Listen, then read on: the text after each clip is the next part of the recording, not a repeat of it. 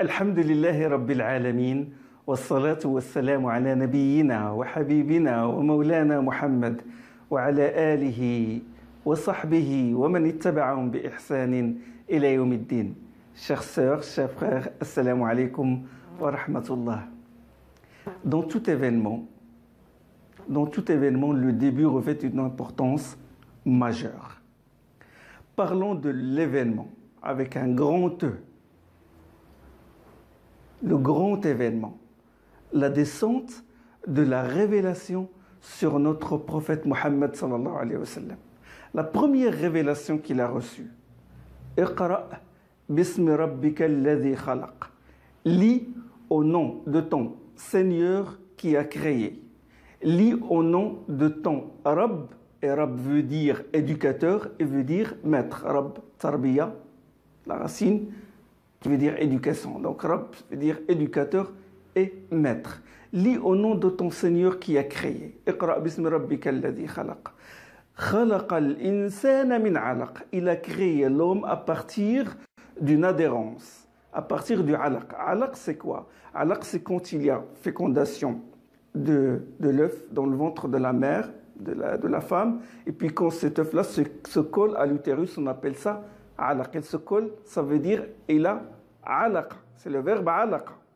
Donc, c'est l'embryon qui se colle à l'utérus de sa mère. Khalaqa al-insana min alaq. Il a créé l'homme à partir d'une adhérence. Quel est le lien de correspondance entre ce premier verset, lis au nom de ton Seigneur qui a créé, et le deuxième verset, qui a créé l'homme à partir d'une adhérence? J'ai consulté les livres d'exégèse, beaucoup de livres d'exégèse, mais j'ai trouvé une explication très pertinente et très belle de notre cheikh Mustafa al-Bihiyawi. Qu'est-ce qu'il a dit? Il a dit que l'homme connaît en fait deux naissances. Deux. La première naissance, c'est quand il était sous forme de alaq, un embryon qui se développe puis qui sort du ventre de sa mère. C'est ça la première naissance. La deuxième naissance, c'est quand il lit au nom de son Seigneur. Inch'Allah, c'est quand il lit au nom de son Seigneur. Allah subhanahu wa ta'ala n'a-t-il pas qualifié le Coran d'eau de pluie salvatrice? Anzala minas sama'i ma'an fasalat awdiyatun biqadra. Il a fait descendre du ciel de la pluie et les vallées, chacune apportait une quantité de pluie. Les vallées dans ce verset de Surat le tonnerre, ce sont les cœurs.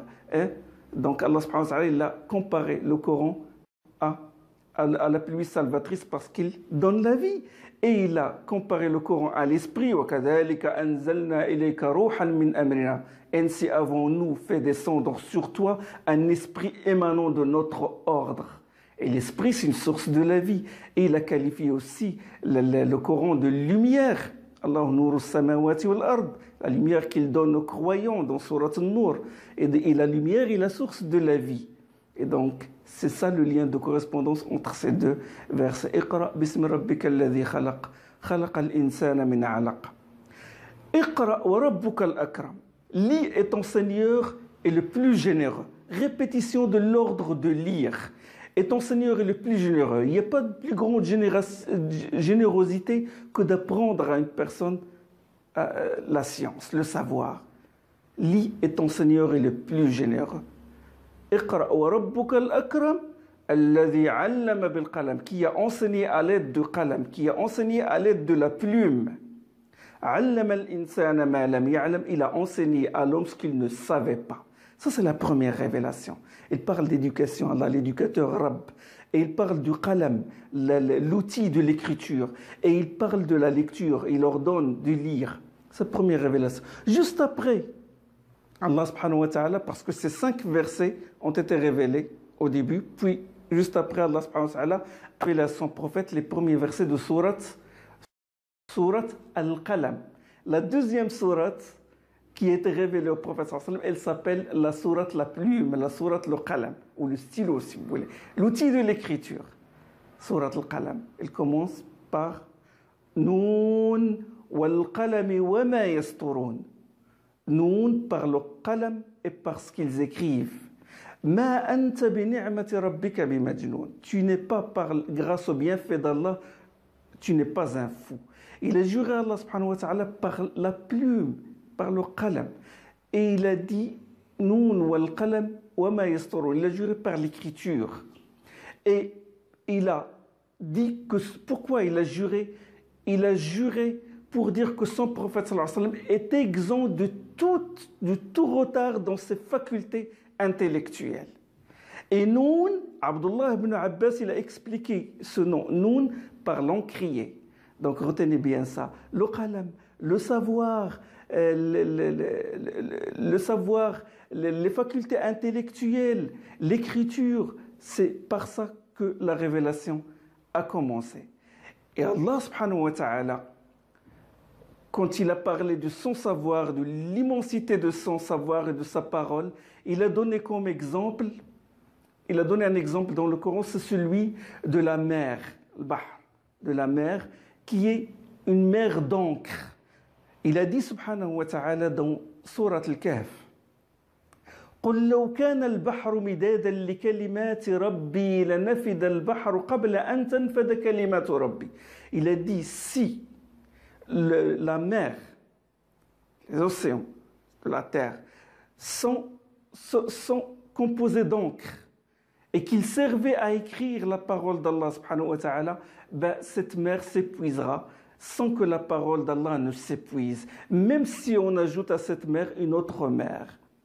قل لو كان البحر مدادا لكلمات ربي لنفد البحر قبل أن تنفد كلمات ربي ولو جئنا بمثله مددا. Même si on ajoute à cette mer une autre mer. Dans une autre sourate du Coran, sourate Luqman, ولو أن ما في الأرض من شجرة أقلام والبحر يمده من بعده سبعة أبحر ما نفدت كلمات الله.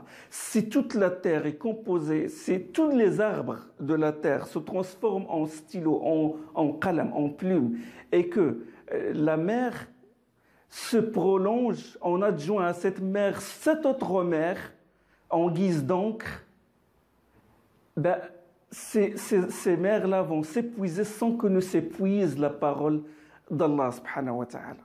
Donc la plume, le savoir, l'encre, cette encre bénie, c'est comme Allah subhanahu wa ta'ala nous envoyait un message de puiser, de nous abreuver de cette encre bénie, de nous abreuver de ce savoir. Et bien sûr, ça s'est réalisé par la suite. Subhanallah. Quand Allah subhanahu wa ta'ala a parlé du qalam, parlé du savoir, a parlé de l'écriture, a parlé des facultés intellectuelles, a parlé de l'océan de l'air d'encre, il y eut après une explosion du savoir, il y eut après un débordement de cette encre bénie, un débordement de cette encre bénie. Les sciences sont apparues, la science de l'exégèse, la science du fiqh, la science des usul al-fiqh, ça c'est juste les sciences en langue arabe.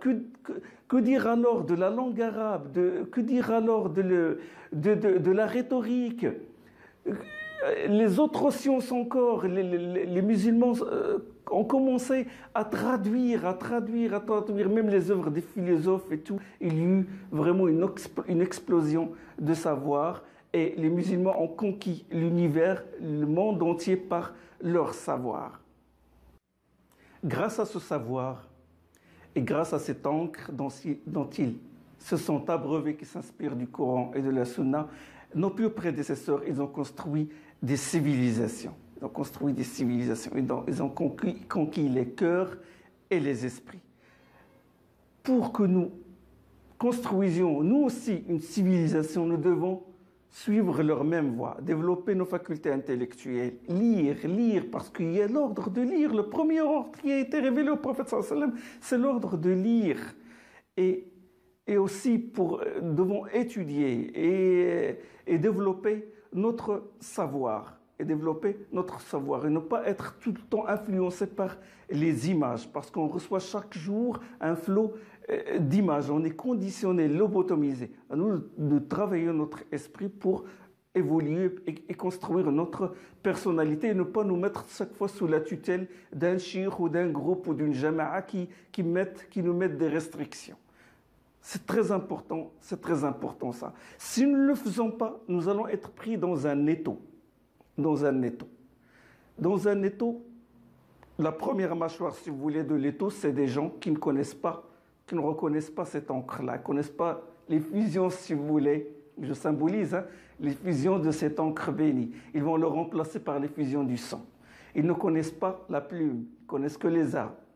D'accord? Alors que bien sûr, le djihad qui ne repose pas sur la science, c'est du massacre. On dit, il y a un dicton qui dit que l'encre du savant est plus sacrée que le sang du martyr. C'est un dicton qui est vrai en quelque sorte. Hein? Nous allons être pris dans cet étau-là. Des gens qui sont comme ça ou des gens qui nous connaissent, qui effacent cette encre, c'est-à-dire qui effacent notre histoire, qui effacent notre identité, qui ne reconnaissent pas tout ce savoir que nos pieux prédécesseurs nous ont légué. Ils taxent nos savants d'innovateurs dans le sens péjoratif, c'est-à-dire d'innovation blâmable.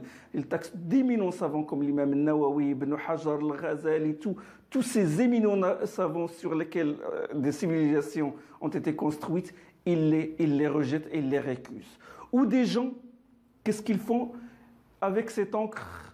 Ils vont l'altérer. Ils lui faire perdre sa consistance en appelant à un nouveau fiqh, en appelant à de nouveau au sol, en essayant de tordre le cou au texte pour qu'il soit conforme à leurs intérêts politiques ou à l'intérêt de certaines élites. Voilà. Qu'Allah subhanahu wa ta'ala nous aide à puiser de cette encre bénie, à développer nos facultés intellectuelles et à être la communauté de اقرأ باسم ربك الذي خلق وسبحانك اللهم وبحمدك أشهد أن لا إله إلا أنت أستغفرك وأتوب إليك